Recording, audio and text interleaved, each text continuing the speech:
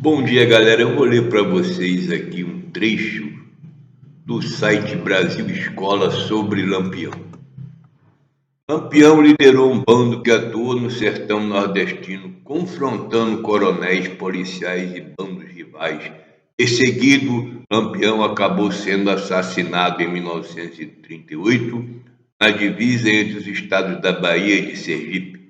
Com a sua morte, o cangaço perdeu força. No entanto, entrou para a história como um movimento de revolta contra o descaso dos órgãos públicos em relação ao sertão nordestino.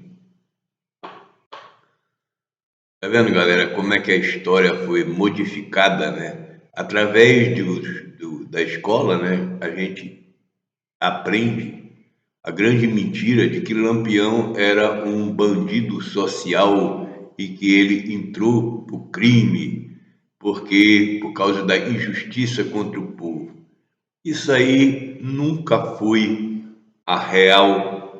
o real motivo da existência de Lampião, porque a gente sabe, né, olhando a história, olhando os relatos e os livros daquela época, não estou falando desses livros do cangaço escrito 40, 50 anos depois, que tudo aquilo é uma palhaçada, é uma palhaçada.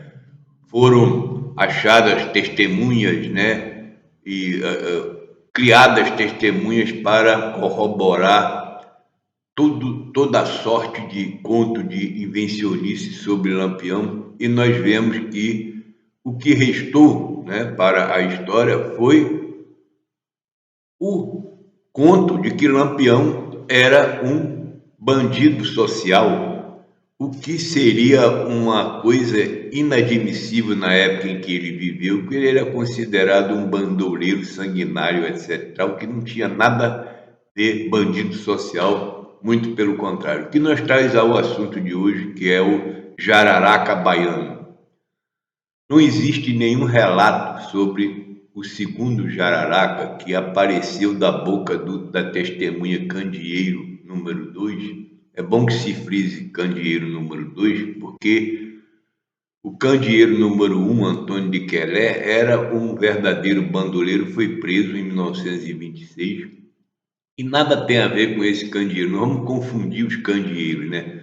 Um era um bandido de verdade e o outro era um aventureiro, mentiroso, aproveitador, impostor, né? Porque de cangaceiro ele não tinha nada, e nas entrevistas ele deixou escapar que ele agia com o bandoleiro jararaca. Aí os pesquisadores ficaram assim, mas como é que pode, né? Pensando assim, e inventaram um jararaca baiano, né? Que nós aqui que somos pesquisadores do cangaço queremos saber quem é esse jararaca baiano que era contemporâneo de Candeeiro. E se ele era da Bahia, né? Como é que era o nome dele de verdade? Qual é o histórico dele? Porque eu pesquisei na internet e não tem nenhuma menção desse jararaca baiano que atuou entre 1936 e 38 no bando de Lampião. Inclusive não existe nem nas fotografias do produtor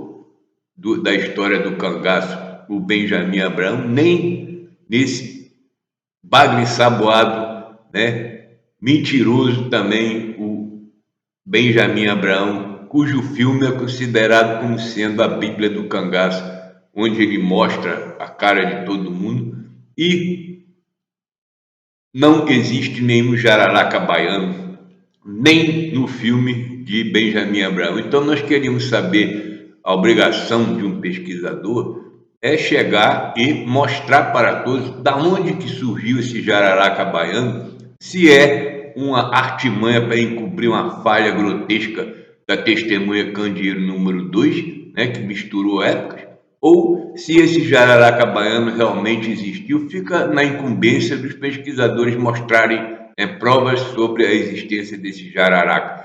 Sendo que o jararaca de Mossoró, né, pelo menos ele tem uma história acoplada a ele, né? Eu acho que aquilo ali foi tudo uma invencionice política, mas pelo menos existe essa história desde 1926, enquanto o jararaca baiano nunca teve nenhuma menção antes de do ano 1998, quando ele deu essa entrevista sobre Jararaca, misturando época, e os pesquisadores, ao invés de desacreditar essa testemunha para efeitos históricos, inventaram mais um cangaceiro, mais uma alcunha para justificar, né, o injustificável.